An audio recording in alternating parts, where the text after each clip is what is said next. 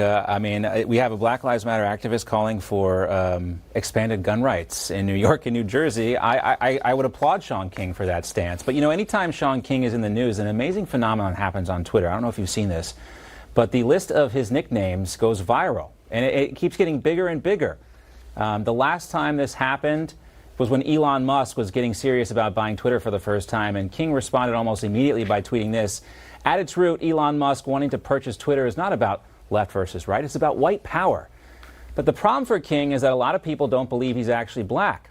His birth certificate says both his parents are white, and he defended that and wrote this article on Daily Kos, the leftist website, saying the white man on my birth certificate is not my biological father, and that my actual biological father is a light-skinned black man, but he's provided no evidence to back that up. So here's the list of nicknames: Talcum X, Thurgood Partial, Pale Revere, Tupac Sugar, Alexander Scamilton, Chaka Khan, C-O-N, Snow J. Simpson, W.E.B. Defraud, Hewless P. Newton, Crooked T. Washington, Martin Luther Cream, Cream Abdul-Jabbar, Chalkis Garvey, and that's just what we got from that one article on that website there. So let's talk about this and welcome in our panel Kira Davis, Deputy Managing Editor at Red State. Also with us, former California Assemblyman Mike Gatto, and Amber Athey, the Spectator's Washington editor, joins us as well. So we'll talk about the nicknames in a second, but Kira, first to you. Of course, this is not the first time Shaun King has been accused of misusing funds, nor is he the first BLM activist to do so. We've talked a lot about Patrisse Cullors and that $6 million house in Los Angeles that they still can't justify. So, my question is this: when are people like King and Patrisse Cullors actually going to have to pay up for this misuse of donations?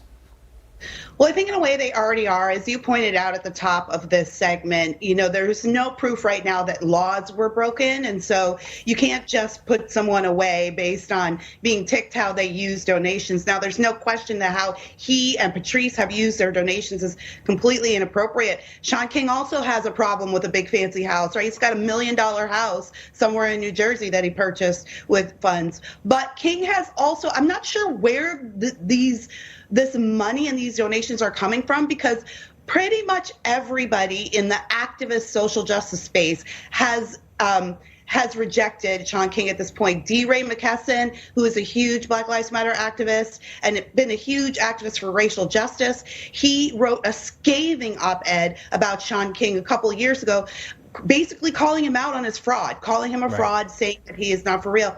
And then Tamir Rice's mother, Samaria Rice, actually came after him on social media, saying that he literally raised money on the back of her dead son and then didn't even offer to help the family. And when she approached him, he said, well, I just didn't want to bother you with it. This guy's a total fraud. The other reason he said he wanted that bull mastiff was because he's being threatened by white supremacists. And here's one more thing, John, about that mastiff that is, after all of this trouble, that is so interesting. They sent the mastiff back. So I guess the white supremacists have a little bit of a window now. Where you can get a bull mastiff for like $100 is at the pound. They're all over the place. They're not hard to come by. And to mention Samaria Rice, we have a quote from her. She was quoted in New York Magazine's The Cut saying, quote, "Stop celebrity activism, stop corporate investments that support lobbyists for this norm, put an end to the political economy's partisanism on Black death and poverty." I have to agree with her on that, especially the corporate side of this. But Amber, I'm not even saying it's time to arrest these folks, but the issue with Shaun King specifically is he's like a serial philanthropist, quote unquote. He creates these organizations, he raises lots of money, and then they just disappear overnight. And that's why I'm wondering, how is someone continually able to do this over and over again with very little to show for it?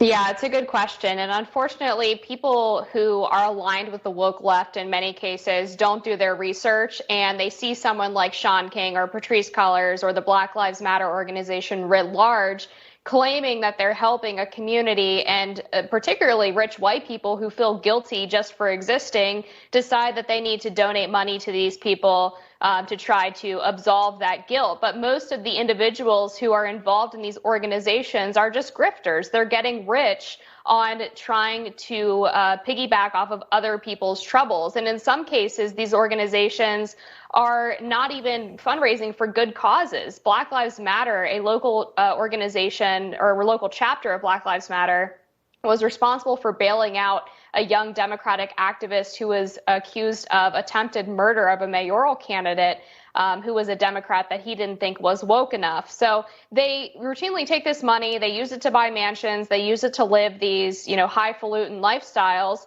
and then they actually make problems worse by supporting people who are actually criminals and not these alleged victims of police brutality.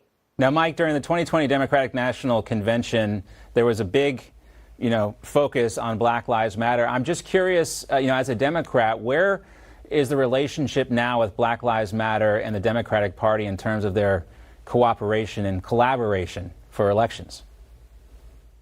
So, I think what we have to do here is we have to distinguish between the message that some of these groups and some of these activists have worked to promote, and then the bad acts of some of the people who are involved in the leadership. This is an organization where many of the people who donated, they really did want to do something right. And I think that's where a lot of the money comes from. Now, tragically, that money has been misspent. I mean, look, I live in Los Angeles. This is the land of the $20 beer and the $300 haircut. I don't even know where I would go to get a $40,000 dog. So, I mean, have they misspent the money?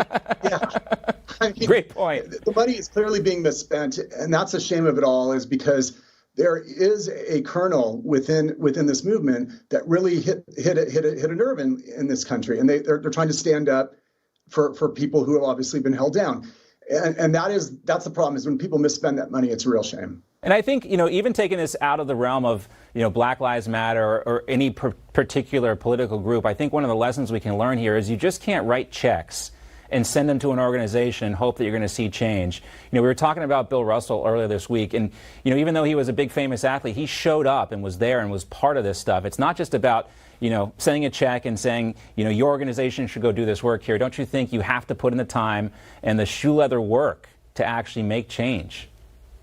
Yeah, I would just like to say that I would love it if Democrats would also take the position of not crediting an entire movement of people with the actions of a few bad actors. Yes. Nice if people on the left gave up that leeway as well sometimes. But that being said, yes, absolutely, showing up is what matters. And the people who show up aren't the people that we're seeing in the news, like Shaun King or Patrisse Cullors. They're the people on the ground doing the hard work every day. And this is election season. I'm running for school board here in my little California suburb, and I'm one of like 3,400 California parents doing that. People are showing up, and we're going to see a lot of showing up in November. We're going to see how that shifts the playing field.